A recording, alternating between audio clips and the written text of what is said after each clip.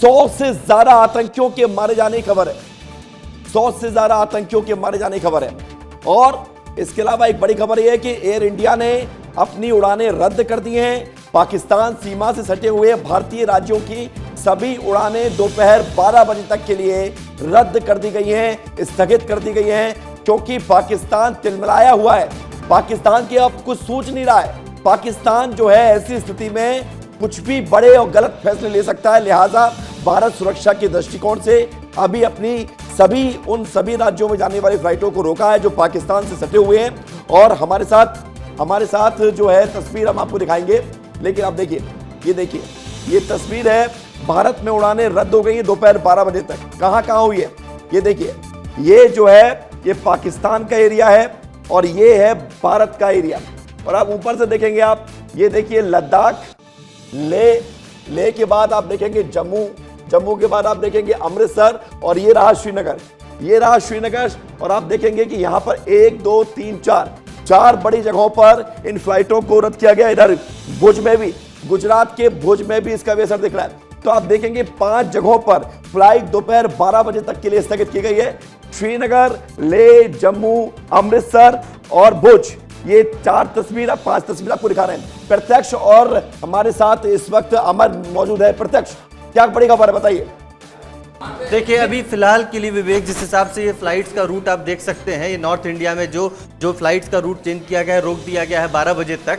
ये सुरक्षा लहजे से कितना जरूरी है और क्या इसमें अहम जानकारी है, खासकर से राजस्थान को लेकर के? अमर।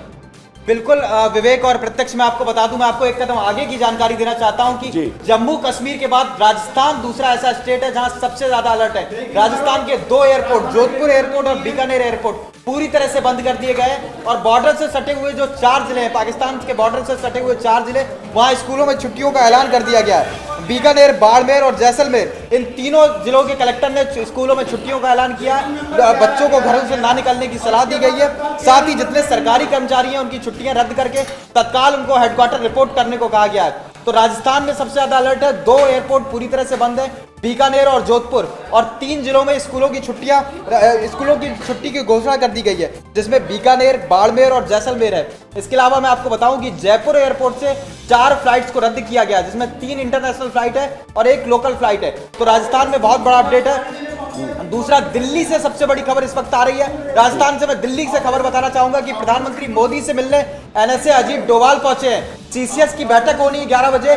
सीसीएस की बैठक के पहले और सेना की प्रेस कॉन्फ्रेंस से पहले एनएसए अजीत डोभाल प्रधानमंत्री नरेंद्र मोदी से मिलने पहुंचे हैं। आपको बता दूं कि पूरे ऑपरेशन की मॉनिटरिंग नरेंद्र मोदी खुद कर रहे थे और एक पल का अपडेट एनएसए अजीत डोभाल उन्हें दे रहे थे। लेकिन अब ऑपरेशन पूरा होने के बाद सुबह होते ही सबसे पहले एनएसए अजीत डोभाल प्रधानमंत्री नरेंद्र मोदी से मिलने पहुंचे। प्रत्यक्ष और क्या चर्चा हो सकती है, और उसके पहले सेना की प्रेस कॉन्फ्रेंस होने में मात्र 45 मिनट का समय बचा है। 45 मिनट इसके मायने एक बार दर्शकों के साथ आप विवेक आपको बताते हैं और दर्शकों को समझाते हैं कि इसके मायने क्या हो सकते हैं। देखिए, सबसे पहले जब एनएसए ने अमेरिकी एनएसए से बातचीत किया, ब्रीफ किया और अपने मित्र मुल्कों को बार बार लगातार उन्होंने बताया कि उन्होंने ये जरूरी क्यों था। पाकिस्तान को पहले लूप में लिया, पाकिस्तान को बताया कि इस जगह आतंकी छिपे हुए हैं, पाकिस्तान मानने को तैयार नहीं था, फिर हमला करना पड़ा। उसके बाद मित्र मुल्कों को लूप में लिया, उसके बाद फिर अब प्रधानमंत्री को ब्रीफिंग दे रहे हैं एनएसए। और ब्रीफिंग के बाद जब सीसीएस की जब मीटिंग होगी, जैसा कि अमर बता रहे, सीसीएस की मीटिंग में एक लार्जर प्लान और इस चीज को लेकर के, पाकिस्तान की आगे की कार्रवाई को लेकर के जो बैठक में चर्चा होगी वो सामने आएगी। लेकिन उससे पहले सेना जो ब्रीफ करने वाली है इस देश को, सेना को ब्रीफ करने वाली है, उसका पूरे देश को इंतजार है।